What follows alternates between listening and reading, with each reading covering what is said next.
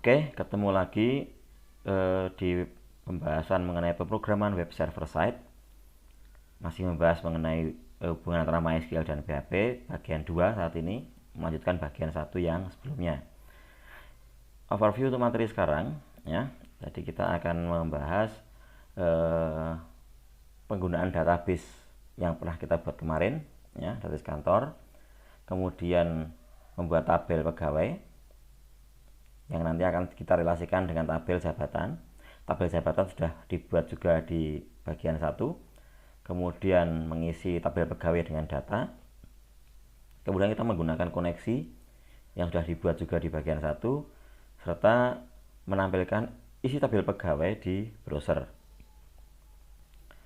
Prasyarat untuk mengikuti video ini, yang pertama adalah memahami pengelolaan dasar database MySQL, kemudian memahami juga bahasa pemrograman PHP, dan sudah menjalankan bagian 1, ya, karena memang beberapa hal di bagian 1 akan kita gunakan lagi di video ini.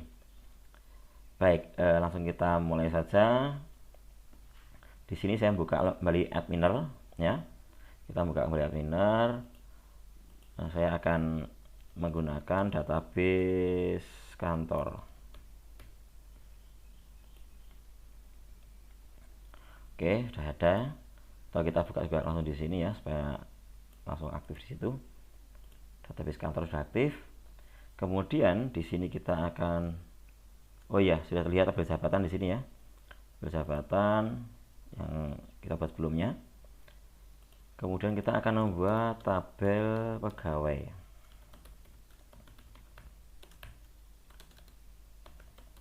NIK ya, nomor induk karyawan kita buat sebagai primary key. Karakter 10 primary key. Kemudian nama pegawai tepat pasal 30. Kemudian jenis kelamin atau seks, isinya nanti adalah P pria atau W wanita, jadi isinya hanya P dan W. Kita buat karakter 1, defaultnya kita isi P. Setelah itu ada juga untuk relasi dengan tabel jabatan, ya. Untuk relasi dengan tabel jabatan kita buat di sini field kode jabat, ada karakter 2, ya. Kemudian alamat dari pegawai kita buat varchar 100.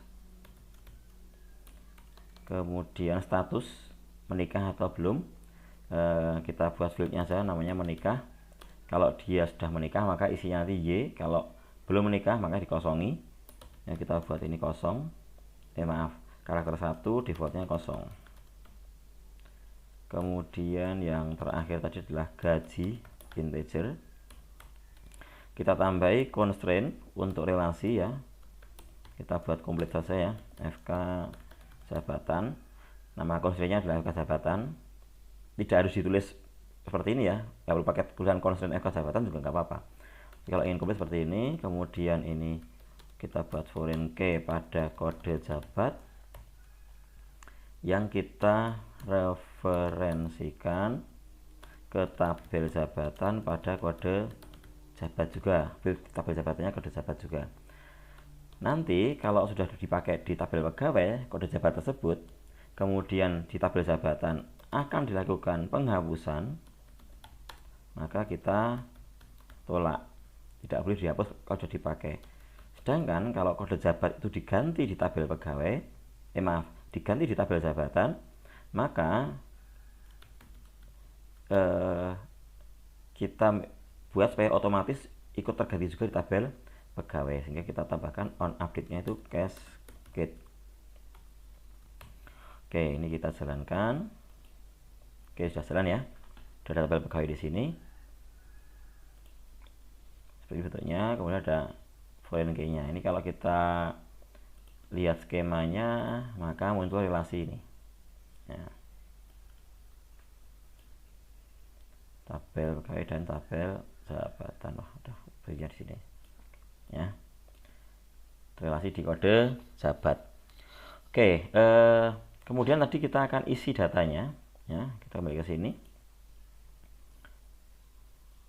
kita akan isi datanya ya menggunakan SQL command lagi, insert into pegawai, ada nick, nama, seks, kode jabat, alamat, gaji, oh iya menikah, gaji, itu field yang akan kita isi. Valuesnya ya, valuesnya adalah misalnya nicknya berapa, 001 lah kita maksudnya gitu, namanya adalah titik, jenis kelaminnya wanita, kode jabatnya kita buat dia adalah 03, alamatnya Jogja, Jakarta, kemudian menikahnya dia kita buat Y, sudah menikah. Gaji adalah misalnya gajinya adalah 1.500.000 ya. Kemudian yang berikutnya kita isi dua data, 02 misalnya Andi, ini pria, ini jabatannya adalah kepala bagian, Solo, alamatnya belum menikah, gajinya 2 juta ya gitu. Oke, kita isi dua data saja. Oke, sudah jalan. Nah, hati-hati kalau kita menggunakan ini saya buka di sini ya, jabatan hanya ada 01, 02, 03, 04 karena ini menggunakan foreign key. Maka kalau kita mengisikan di sini saja, saya isikan data ketiga, misalnya 03, kita buat Rudi, ini pria, ini 06,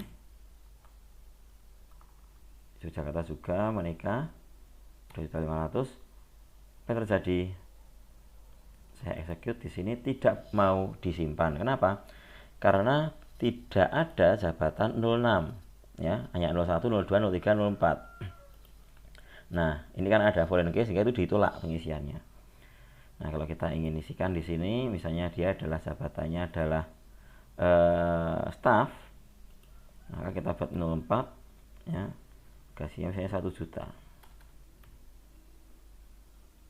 Oke, saya jalankan, udah jalan. Oke, kita lihat tabel jabatan isinya ini. Sekarang kita akan masuk ke Visual Studio Code untuk mengakses data pegawai ini. Visual Studio Code ya, di XAMPP, htdocs, kemudian yang sudah kita buat foldernya adalah pwss. Saya akan membuat pegawai tampil untuk menampilkan data pegawai. Oke, di sini kita sebenarnya juga bisa kita lihat yang kemarin itu, yang sebelumnya adalah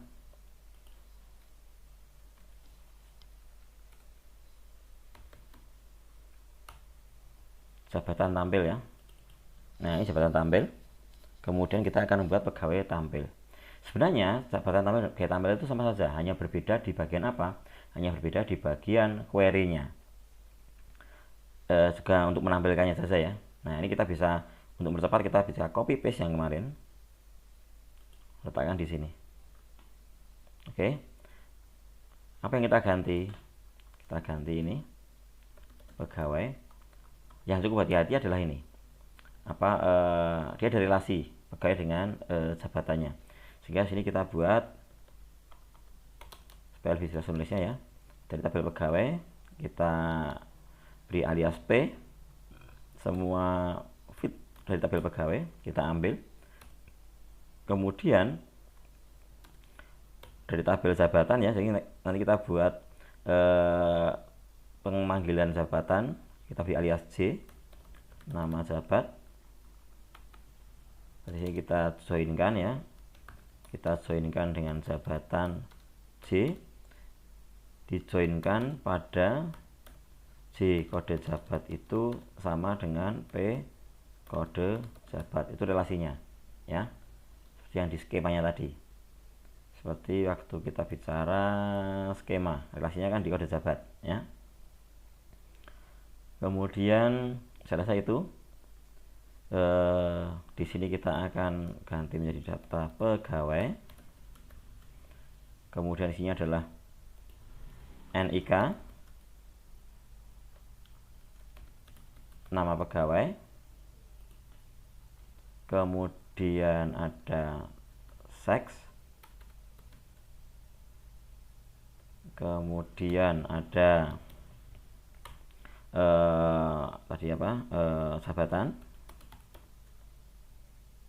kemudian ada alamat, kemudian ada status menikah, kemudian ada gaji. Oke, ini kita buat sama ya, bagian-bagian yang ini yang kita rubah bagian di sini ya. Untuk setelah kode nomor di sini kita buat nick. Setelah itu ada nama. Setelah itu ada seks. Setelah itu ada jabatan. Kita ambil nama jabatnya saja.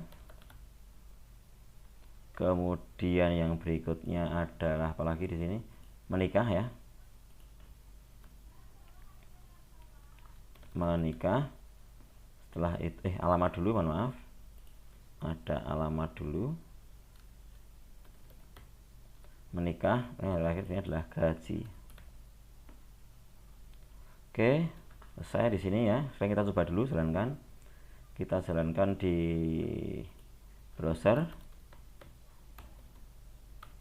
Untuk pegawai tampil. Nah, udah jadi ya.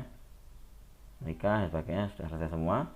Nah, kalau misalnya kita inginkan muncul juga tunjangan di sini ya, ada gaji, ada tunjangan, kita tinggal ganti yang di posisi ini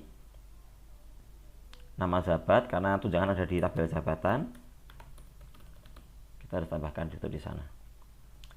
Kemudian untuk kelengkapannya di sini kita tambahkan ada gaji, kemudian ada tunjangan, kemudian juga ada gaji total. Nah, seperti itu, berarti sini ada bagian ini ya. Ini ada tunjangan gaji total. Hati-hati, tadi ada titik koma di sini yang kita hilangkan karena masih nyambung dengan bawahnya.